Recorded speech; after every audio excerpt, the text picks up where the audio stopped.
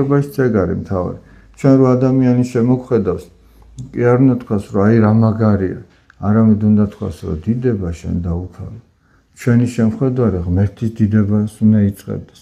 აი მაგალითად, ჩვენ როდესაც სარკეს შევხედავთ, ჩვენ არავინ არ ვიტყვით, რომ ეს სარკე ანათებს. არამედ ვიტყვით, რომ აი მზე არის არეკრილი ამ სარკეში.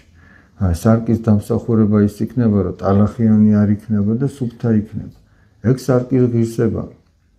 მაგრამ იქიდან რაც ანათებს, ეგ სარკის ღირსება აღარ არის.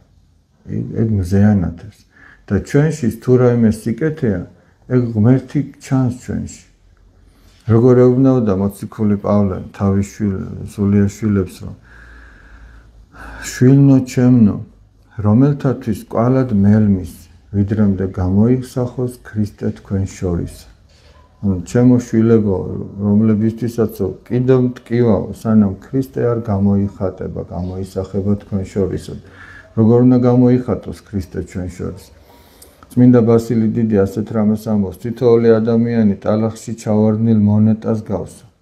და რამდენადაც გაასუფთავებ ამ მონეტას, იმდენად გამოჩნდება რა არის აღბეჭდილი ამ მონეტაზე.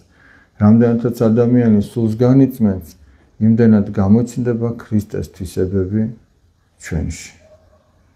და იმდენად არის ადამიანი ქრისტიანი. რამდენადაც ქრისტეს მიიბაძავს.